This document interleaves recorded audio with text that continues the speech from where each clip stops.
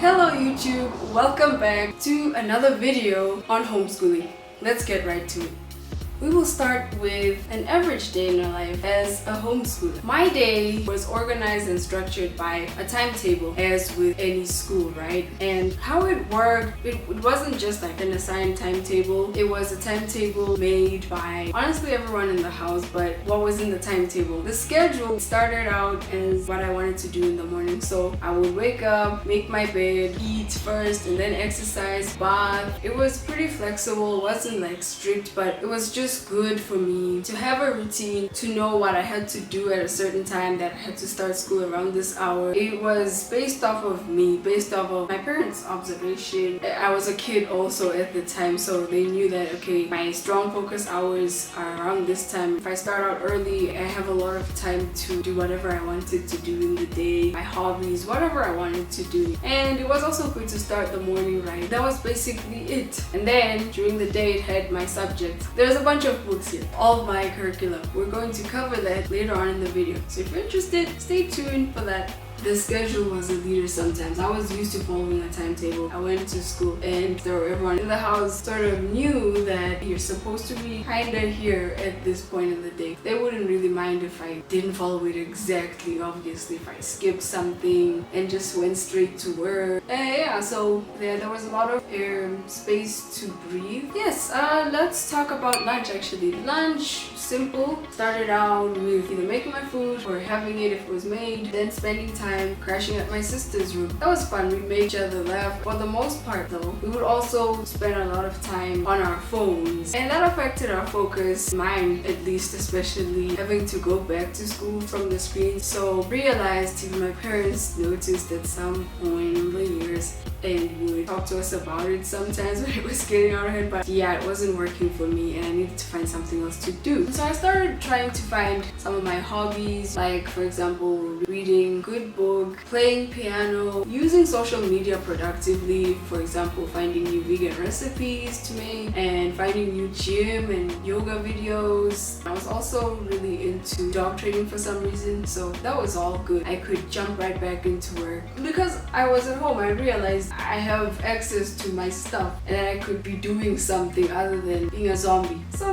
it was great, it was awesome. But now let's actually talk about the school itself, the curriculum, my books, my textbooks, how it started, how it went. Let's talk about school. I will start off with the very beginning before I even homeschooled. My parents were great. I think that's the word. In my household, creativity, art, craft, that kind of thing was really embraced. Music, we loved that sort of thing. Again, my parents were like out of the box thinkers and they just didn't always do what point is, we had artistic traits. It was passions of ours. So they would buy us things, for example, like books to read, coloring books, watercolors, water paints, blank pages to draw on and paint on, even kids magazines with posters. Movies, we really loved that kind of entertainment, and Play-Doh. So we were really creative and we loved like spending time in the house as much as we loved playing outside. But we were the kind of kids who would stay in the house for a couple of days busy crafting. And so I actually left this book out of the pile.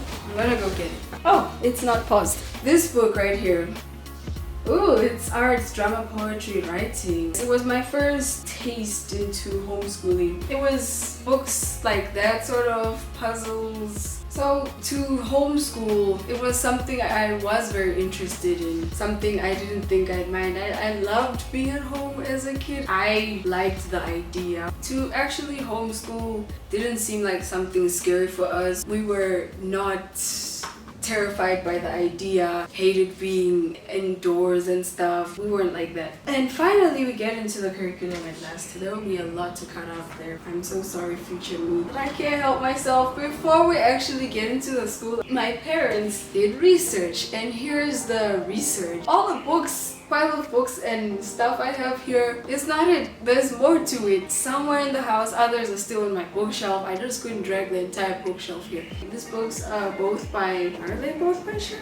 They are both by Shirley. Even this one It's American. These two I bet are South African. Yes, this is how we got into it at the expo and stuff. Yep, it's the ones. And this is my English author. Even a bit of history. I still have those books too. She's great, honestly. I like her. That's the research they did. After reading from Susan, they bought the English books from Susan. She was a teacher and lecturer, also a homeschool author. She's great. My dad just never wanted me to be short of books, you know. Exactly. He explored, made sure that if I didn't understand this math book well, he had his options. I had lots of math. I actually almost went through every single math course that my dad thought of, and they were all pretty good, except for the one. Here we have science. Science was great. Didn't finish my sentence, but he made sure that I had a lot of options, like for maths, to explore if something was too challenging, or because, as I say, some of these are American English. There is a difference. There is, and some things, even for math, things are done differently. So in case things were confusing, he just made sure that I had a backup plan, a safety net. This was also English. Not sure what grade. Oh, it's grade 7. Most of these honestly can be pretty advanced. They take you all the way through, like this one other English book that many people I'm sure actually even had. Science, yeah, was awesome. Had a lot of experiments. There's a lot of books here, a lot. I never had to focus on anything that I knew I was gonna do in the future. I never had to do intense maths or what's this physics. I never had to do that. It was just, we all knew it wasn't a route that I was gonna take, so that was fun. There's a whole lot more here. I don't know if I should just, yes, this is just a lot. And then of course I had my actual workbooks. Now, here's something that's important that I should do. There's a wasp in the house. Never mind the wasp. Oh, it's a big one! Ah! Hello! Okay, nice waste of my battery space, time, light, and everything. Did you see that wasp though? YouTube. I feel like now is a great time to actually mention that I finished school 2 years ago actually. I'm in college right now. What was it like graduating, to get to the point of graduating, you know, it has to be real McCoy to get into the real schools and stuff. So I and my sister and many other people in the world, and don't judge me for this was a hand-me-down from 2 people, okay? I take good care of books.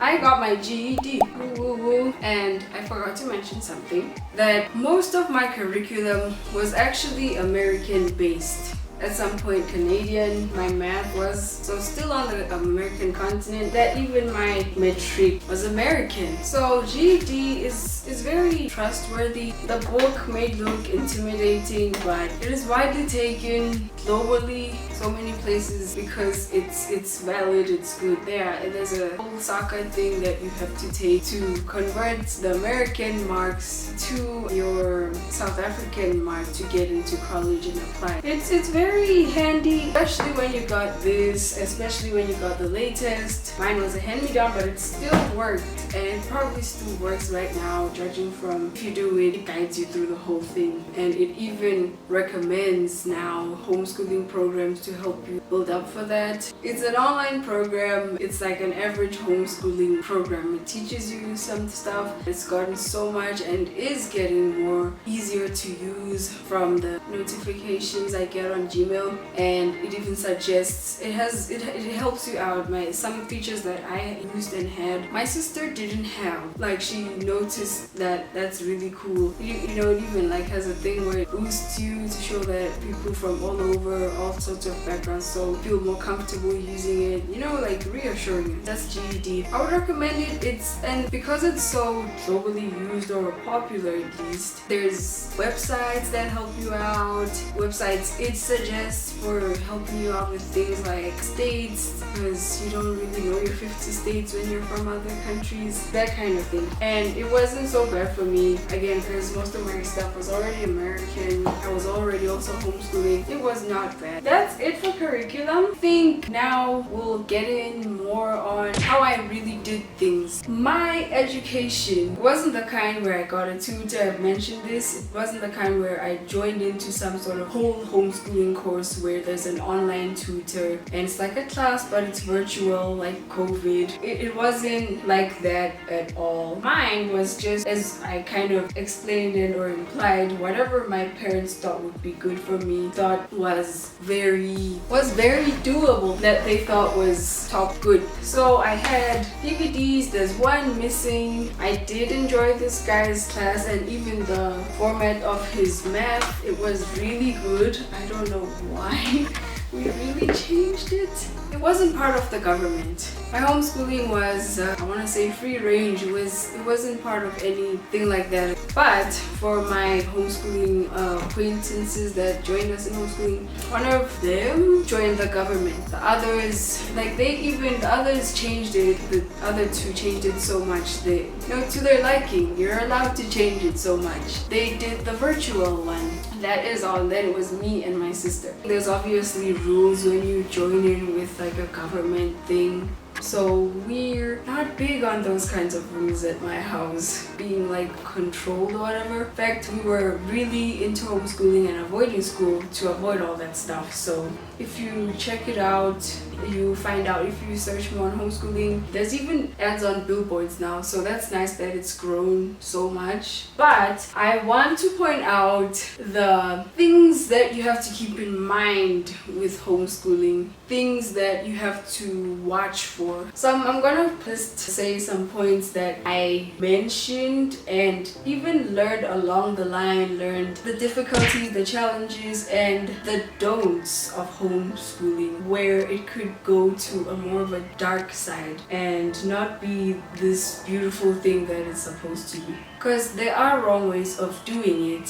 For example, it's all about freedom, right? In all ways, freedom of speech, freedom in your education, just flexibility all in all, and being able to do lots of things, etc. that I've even mentioned in my previous video. But that could easily be turned the other way. Like, for example, at my house, before it all started, they went with us to the expos. We watched TED Talks about it. They were also frequently, I'd say, asking us, are we sure about this? This is something that we think we can do. It wasn't something that was forced, like, nope, I'm gonna take charge in your education and you're not gonna have a say about it, kind of thing. There was that freedom in communication. That's just also how my family is. We discussed things together. We'd, make sure we were seeing eye to eye on things. There's many people that would love homeschooling, and there's many people that wouldn't like it, or that think they would like it, but once it's there, see that it's not for them. So you don't want to force it. It can really mess you up if you do it wrong. Some people don't do that, and then it becomes something else. Cage school even. It's really important to be inclusive, the whole family, or the main people, like the schoolers and the main teacher, to just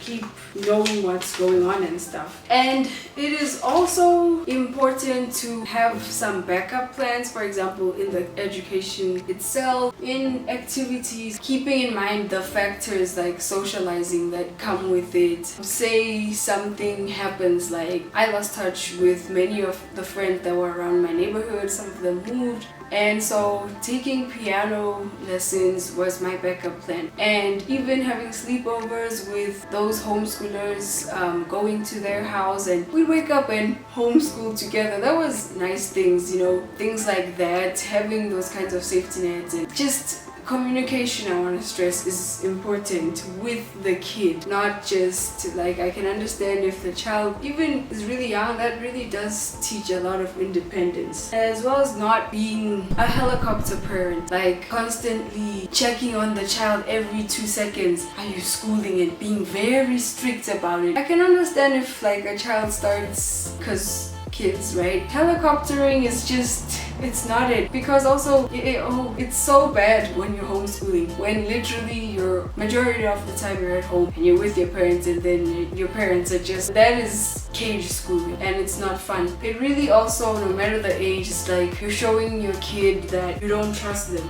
Some parents are like, yeah, I don't trust my kid. A good chunk about homeschooling also is trust that is built. You're taking away that. Like, it's a big point of homeschooling is the independence that comes from it. But when you're showing your kid that you don't trust them and stuff, you're making it not fun in so many ways. It's a no-no. Don't do that. Like, they're really stuck. They'd rather honestly go to school. Things also like, if you're homeschooling your kid as a way of protection, because it was a factor.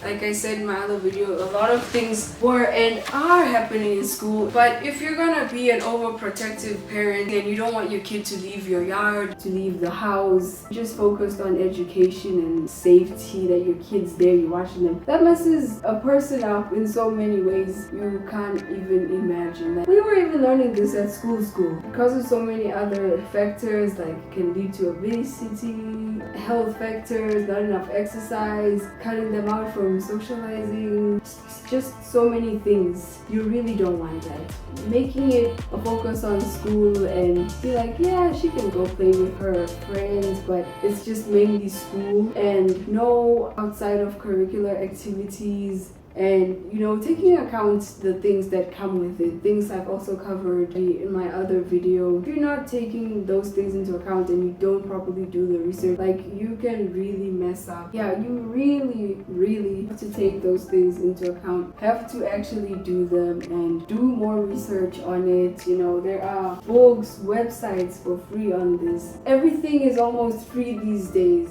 And you can find so many good things. Like, knowledge is shared online. You just need to look if you're serious. Also mentioned balance, old video, that there has to be a balance and there has to be a sort of foundation to this so that don't mess it up, I guess. For a busy parent, for example, to check on the kids' work, if the kid's understanding, have your ways, your tactics, you know each other well, or you'll even learn to on the journey. For example, having the timetable or schedule so that you guys can see the teacher's guides and stuff, you know, have a plan, sort of like, okay, I might be busy for a whole month, then I can be more hands-on in the kids' education again, but it's not perfect is what I'm trying to say. Not everyone is a work from home parent or has a tutor, so you have to find your ways to make it work. My sister sometimes would teach me things and was more hands-on more than my dad, because my dad at the time work was really busy and he would tell them how my parents, if things were working out, if I was not listening to her, or my dad would check where I'm supposed to be roughly and would just give me a pop quiz out of the blue. Just ask me, what have you been doing? And I say what I've been doing and he'd ask me if I understood, and boom, the next day I have a pop quiz when I wake up, left on my desk and a note. Or he would actually tell me the night before just to see how I reacted to it, and if I was doing very bad and I was slacking, he would know and he would explain it to me, and that was that. Even my mom sometimes would ask me to summarize my novels to see if I was reading, because reading is good for the imagination, for your English, even learning new words. They'd ask me to see, were they just buying novels? You know, there were also good books or even school books to read, like this one came with a textbook and I would summarize it. Here are some of the challenges I faced while homeschooling. So first off, we'll start with focus. People assume that homeschooling is for super disciplined people because of the focus. So yeah, what does happen? How did I maintain my focus? Or what did I do when I lost focus? What did my parents do about it? Or everyone in the house, how did we deal with it? I'll start with me. When I started to realize my focus slipping, here's what I do. Sometimes I mentioned that I made it more fun by working along with music, but that would be a distraction on its own sometimes. When I start making it too much of a habit, when I start making it an everyday always thing, that I always work with music, or it would bring up problems like me getting bored of the study music that I'm using, and then I start searching for more, skipping a lot, and I'm not really focused on the school, or that I found it hard to focus without music. So that kind of thing. And so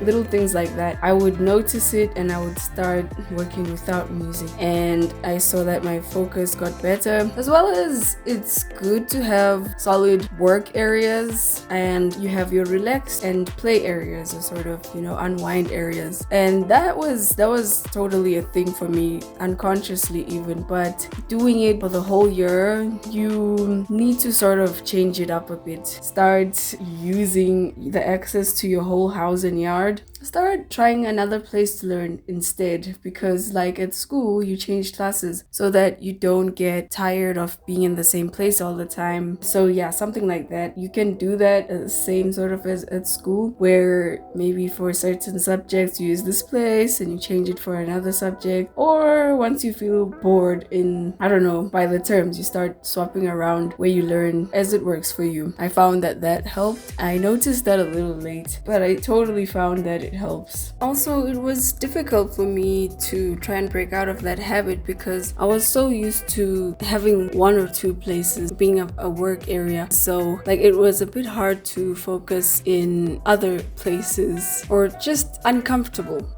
So another challenge that came about with homeschooling for me personally was, since I didn't have a tutor and my dad was working as well as other people at my house, help when I didn't understand something was not always so quickly available. It sometimes took time. And so what I do was I'd call my dad and let him know sometimes that I had a problem, just to let him know, so he knew when he came back to maybe start there or something. But he would be still busy when he came back, or it was often postponed, and I would remind him during the days, during the week, but it would take time. So when he finally came back, he'd realize that it had been weeks since I touched that subject, usually math. And so now that we're finally tackling it, I kind of had to take a few steps back because it had been so long. Yeah, things like that. And I was also used to it. I was used to it being on me all the time, and used to it being postponed. That I remember when I was stuck most of the time, constantly getting it wrong. And even when I searched online, either it wasn't any help, or so I just sort of put it away for the next day. And then the next day became the next day, and I just sort of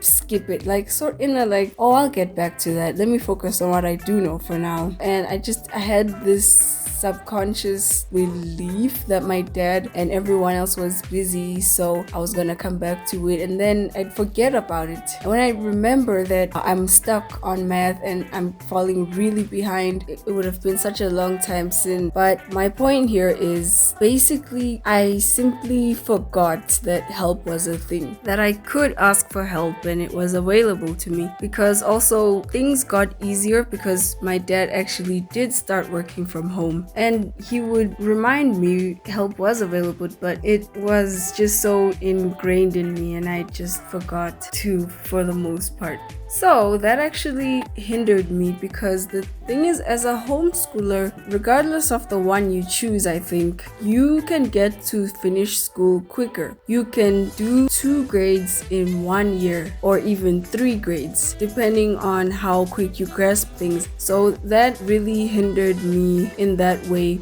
because I could have finished quicker.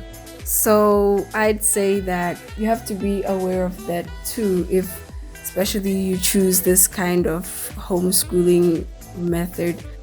I really enjoyed it, how we would organize everything, the actual schedules themselves. They didn't just dump it on me. And so we would talk like, okay, what do you want to do in the morning? You love exercising because we think that you have to start school around this hour, because after that your day's wasted and you're not going to have focus. First, it just started with my dad buying these books. He was still seeing how I was understanding and he would teach me. That's when I started to realize that this is my day and I could choose to do whatever I wanted to do with it. And I got really excited. The realization that I could wake up later and that I could wake up earlier and do more things. School finished quicker than before. There were less subjects to focus on. Like, I minused Afrikaans from my schooling. I had the choice to like minus whatever I didn't want to do anymore. I didn't have to do school gyms anymore. I could actually stretch and focus on whatever I wanted to focus on. That was great. So I started to actually use my time, even saw that I could start actually doing and learning more on my hobbies, my favorite things to do, and that started a spark, a fire in me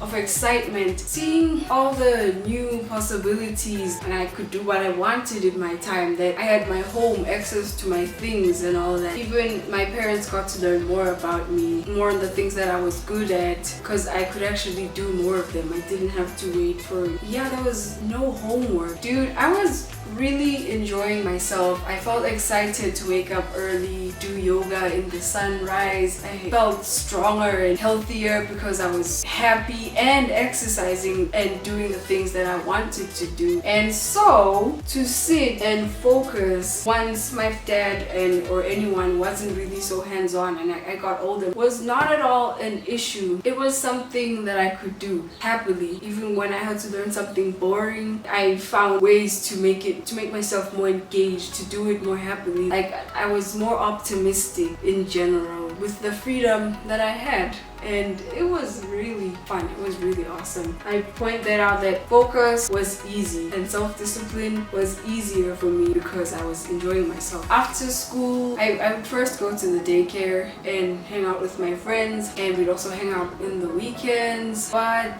when we lost touch, I started being a very big dog person and I loved it. I always wanted dogs and I did all the things I dreamed of doing with my dogs. Play piano, I was super into it, into music, spending more time in nature first of all, and then going out to piano. It was so beautiful and just so like those things were good for me. They happened to be, and I think other thing that you do to socialize as a homeschooler is often something that's good for you and you focus a sport, like ballet or gymnastics, and you literally drive out of the house and meet up with those friends. That was great, but then we did have to stop the piano lessons because we were moving. I was cool with that. I still played piano like a lot. Still went to the daycare and kept in touch with some of those homeschool people sometimes. To actually graduate,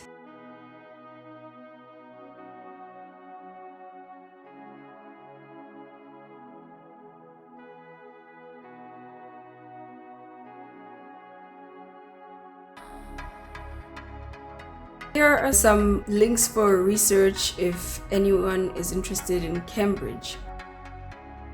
I think this is a really good one. It answers a lot of questions. It's very in-depth, and yeah, I think you guys should check it out. Or here's another one to check.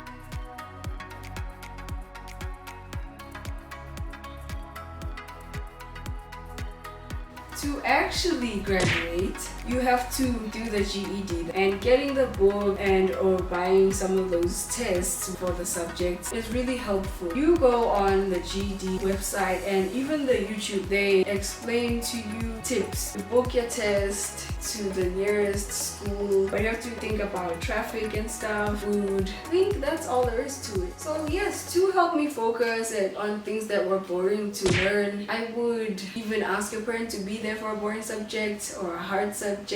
Yeah, I would make myself a playlist called School, and I would save things that I knew that I would need to go back to, that I might forget, or if I've been so far through math, I might need to remember some fundamentals. I would do things like set the periodic table of elements as my wallpaper, something that I saw it a lot, so it was easy to remember and easy to get to. If something was very boring and long, I'd ask my sister to help make it more fun, because with American education, there's a a lot. Like when I was still back at school and I struggled with math, when we went on YouTube and found something like Math Antics, which is really good, I do recommend it. I didn't really understand what he was going on about, talking about dimes and pennies and examples that I didn't get until my curriculum was American. I did get a little brainwashed with that whole thing. Yeah, and I do prefer their spelling for sure, with things like neighbor and meter, just quicker. And you find these weird things Americans do and their measurements with hands and feet, that kind of thing. But I could jump into both worlds. That was that. I think and believe that that is all on this video about an average day in my life as a homeschooler and a Q&A. Those are totally things to watch for. You know, the dark side. I hope I showed you the good, the bad. All in all, I had a really good time homeschooling. I enjoyed it, and the people that have tried it do say that they really enjoy it. The parents were really happy to take and be able to take charge in their kids' education. Anything you don't like about school, education system itself, and all those things about school, we really avoided them. If there's anyone that you think this video could really help, anyone who's interested in homeschooling, please feel free to share. Feel free to let me know in the comments what you thought. Yeah, I'll see you guys here next time. Thank you for watching.